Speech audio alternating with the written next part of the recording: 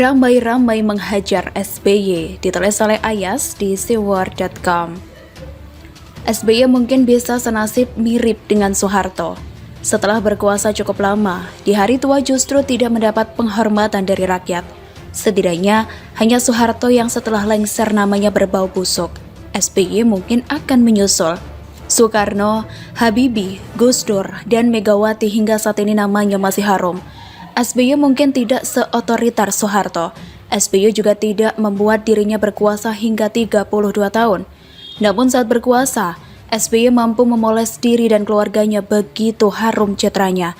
SBY dikenal sebagai presiden yang gagah, pro rakyat karena memberikan BLT untuk rakyat.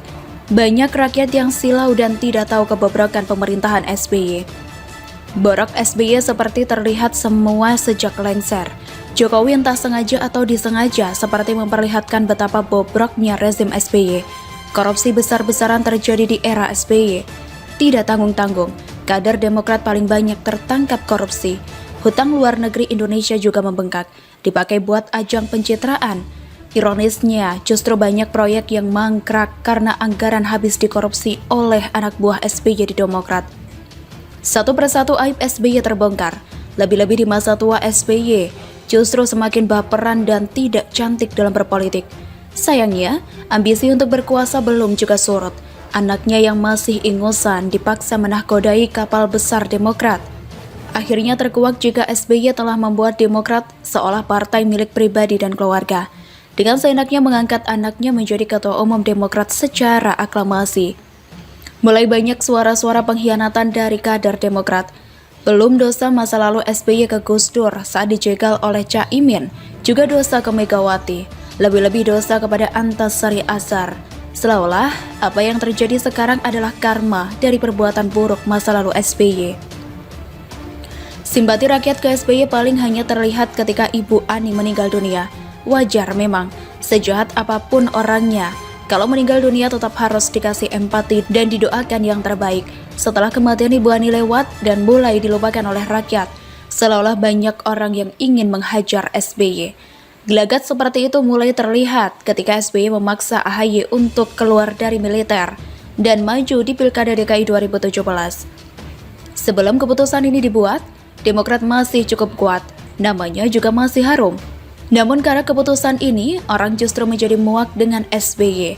Terlihat sekali SBY masih ambisius seperti ingin agar dinasti Cikes berkuasa. Rasa tidak suka saya kira tidak hanya muncul dari masyarakat dan rival politik, juga dari kader Demokrat.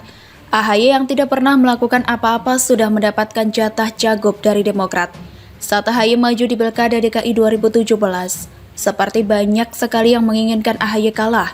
Antasari Azhar sampai keluar membuat konferensi pers menjelang pencoblosan. Tujuannya ingin melempar bom agar AHY babak belur. Terbukti, AHY hanya mendapat suara sedikit sekali. Padahal saat itu Demokrat masih termasuk partai yang kuat. Luar biasanya AHY terus dipromosikan oleh SBY sebagai orang yang layak jadi capres atau cawapres di tahun 2019. Lobby-lobby politik dilakukan, baik ke Jokowi maupun Prabowo. Namun sayangnya upaya SBY gagal, AHY tidak laku di pasaran. Meskipun awalnya Prabowo memberikan sinyal siap berkoalisi, namun akhirnya lebih memilih Sandiaga Uno.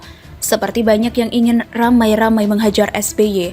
Setelah gagal nyalon di Pilpres 2019, SBY masih saja tidak bosan-bosan mempromosikan AHY. Dengan tak punya malu, SBY kembali menjalankan lobby-lobby politik, berharap mendapatkan jatah menteri dari Jokowi. Sempat muncul isu AHY akan jadi Menpora, namun saat pengumuman menteri, nama AHY tidak muncul. Seperti banyak yang ingin ramai-ramai menghajar SBY. Setelah gagal menjadi menteri, SBY masih saja ngotot mempromosikan AHY. Tidak tanggung-tanggung, dia menjadikan AHY ketua umum Demokrat secara aklamasi.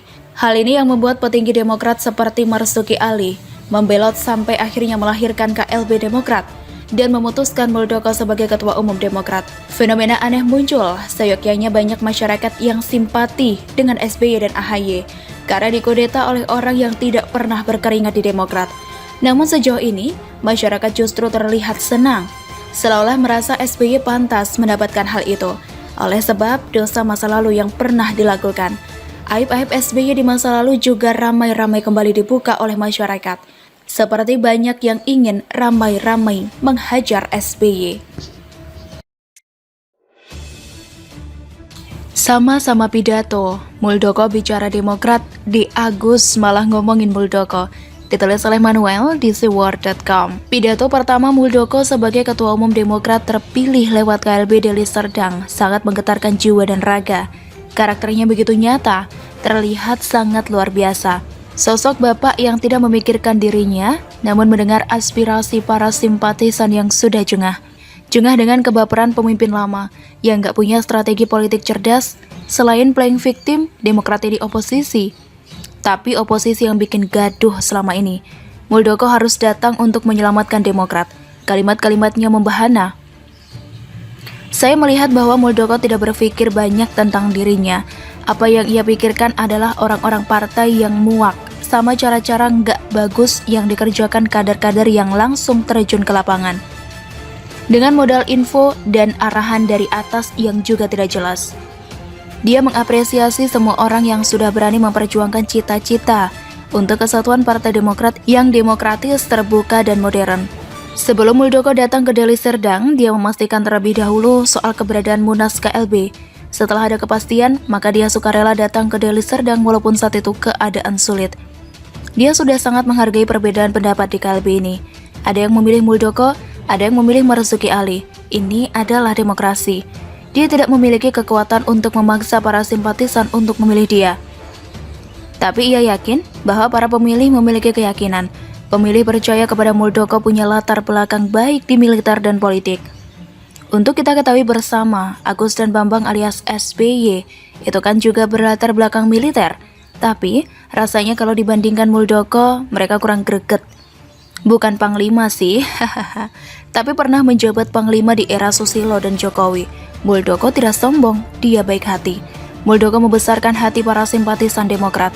Organisasi sayap dan semua DPD, DPT dan berbagainya memiliki kesatuan. Jika semua kekuatan ini punya kesatuan, maka Demokrat dipercaya bisa menjadi sangat kuat. Kesatuan Demokrat ada di kader, bukan keluarga. Sekarang kalau kita bicara Demokrat di bawah Agus Bambang, selalu terkait erat dengan Cikeas. Padahal Demokrat kan nggak di Cikeas saja, bukan? Dia mengajak seluruh kader Demokrat dari Sabang sampai Merauke, dari Miangas sampai Rote, untuk sama-sama berjuang meraih kembali kejayaan Demokrat. Tidak ada yang boleh tertinggal, semua harus bersatu padu, ajak semua. Ini adalah peluang untuk memajukan Demokrat. Demokrat maju bukan karena keluarga. Itu yang menjadi intinya. Demokrat maju karena kader-kader yang luar biasa. Muldoko tahu persis karena pengalamannya sebagai panglima dan kepala staf presiden membuat dia paham bahwa pemimpin ini tidak bisa sendiri. Dia mengajak teman-teman Demokrat untuk memahami bahwa kekuatan Demokrat ada di teman-teman. Sebagai ketua Demokrat, dari provinsi sampai kecamatan, harus merangkul semua. Jika berbicara tentang leadership, kekuatan seorang panglima ada di pundak komandan. Bukan pundak Pepo, pemimpin adalah pemimpin. Jika yang dipimpin menjalankan kebaikan, tidak ada yang perlu dipertanyakan. Karir militer Muldoko baik, tapi dia yakin bahwa pengalaman itu tidak lengkap tanpa ada pengalaman politik. Muldoko sudah berpolitik jauh, dari Hanura sampai saat ini. Jadi, kalau bicara pengalaman politik, hanya nggak ada apa-apanya. Bahkan waktu melihat di hari yang sama, Agus selalu berbicara soal saya, dan saya. Soal keluarganya, di dua pertemuan tandingan itu sama-sama Demokrat. Demokrat sayap NKRI dan Demokrat sayap Cikeas. Kita melihat perbedaan jauh. Muldoko bicara tentang Demokrat, bagaimana cara membesarkan Demokrat, bagaimana cara memajukan bangsa ini lewat keberadaan Demokrat. Sedangkan Agus, dia bicara tentang KSP Muldoko. Dia hanya berbicara seputar saya, sudah terlampau jauh kelasnya. Satu kelas semut, satu kelas kumbang. Panglima tidak ada artinya kalau tidak memiliki prajurit yang tangguh. Seorang pemimpin tugasnya adalah memberikan penguatan kepada komandan bawahannya. Itulah pemimpin, bukan malah mengecilkan bawahannya. Kayak siapa itu? Hahaha. Pemimpin memberikan energi kepada bawahannya. Inilah yang menjadi semangat. Muldoko pun mengapresiasi para senior sampai jajaran simpatisan. Atas permintaan mereka sudah meminta Muldoko dan mengapresiasi mereka dan ia terima dengan baik.